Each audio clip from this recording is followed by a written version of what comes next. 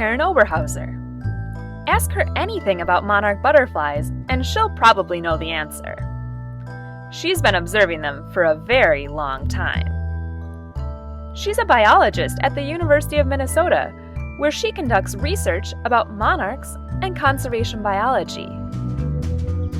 Conservation biology is the study of how to best protect the many living things on Earth and their habitats. On a quest to better understand monarchs, Karen has enlisted university students to work with her in the laboratory and in the field. Together, they're busy designing investigations to learn about the health of the monarch population. But as fast as these students move, they can only cover so much ground. They need help from a trained army of scientists in the field. That's where citizen scientists come in.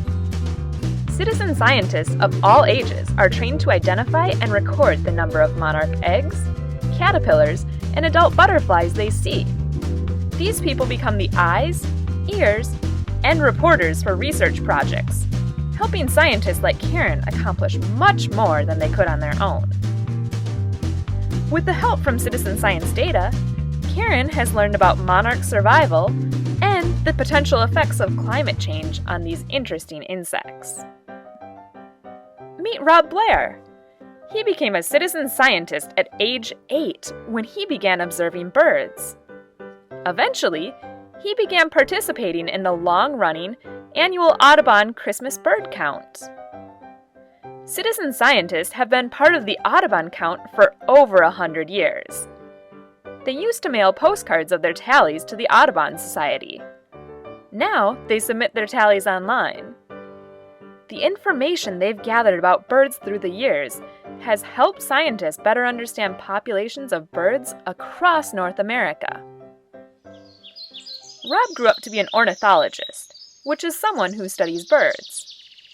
He now works as a scientist at the University of Minnesota, where he studies birds in urban areas. Citizen scientists have been making observations for a long time.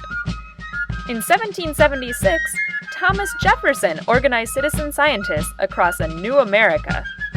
They sent their notes to him by horseback. Weather, birds, butterflies, and that's just the beginning. Citizen scientists observe all sorts of things.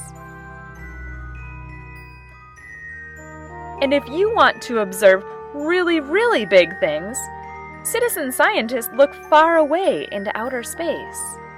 Some amateur astronomers, citizen scientists, have even discovered gigantic things like comets and supernovas. All of these projects help scientists like Karen and Rob answer important questions about nature and the universe. But beyond that, another really cool thing about citizen science is that you can ask your own questions. Be your own scientist, and there's almost no limit to where you can go. I wonder, what will you discover?